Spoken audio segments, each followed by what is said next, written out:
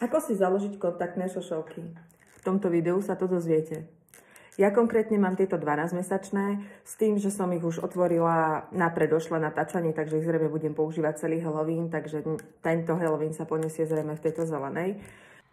Začneme so zakladaním kontaktných šošoviek. Takto vyzerajú normálne moje oči.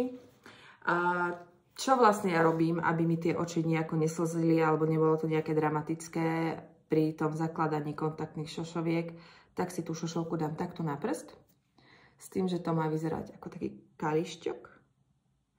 V tej šošovke vždycky bude nejaká kvapka vody, ktorá vám vytečie. Je dobré ju tam mať, aby ste nemali pocit suchého oka. Takže pozrite sa do vrchu, priložíte šošovku a požmurkáte.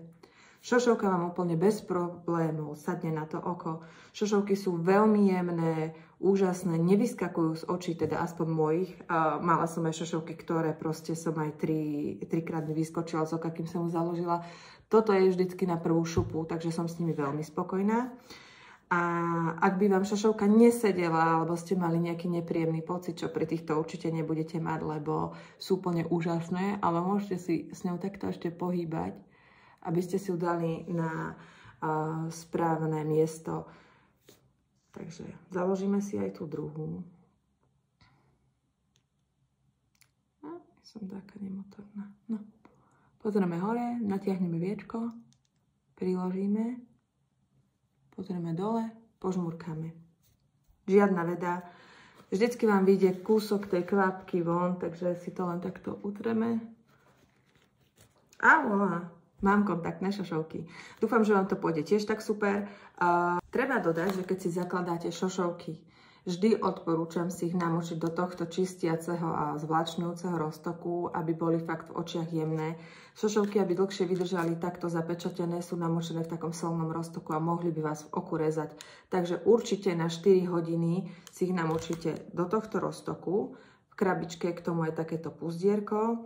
Takže keď šošovky odpečatíte z tejto flaštičky, vyberte len šošovku, vložíte ju do tohto, necháte 4 hodiny namočené v tomto a potom môžete skúšať si tú šošovku založiť. Ak ju zakladáte prvýkrát, určite si to nenechávate na poslednú chvíľu. Kúpte si radšej tie 12-mesačné, skúste si to dať prvýkrát do oka, nejaký deň pred party, chvíľu si na to, aby si to oko zvyklo a potom na party už choďte na istotu. Takže šošovky sú veľmi jemné, ničo mi nevadia ani naozaj na blízko, ani na diaľku, takže je to úplne super. Dúfam, že sa vám to bude páčiť, lebo toto si myslím, že vášmu kostýmu dodá úplne iné grady. Takže krásny Halloween.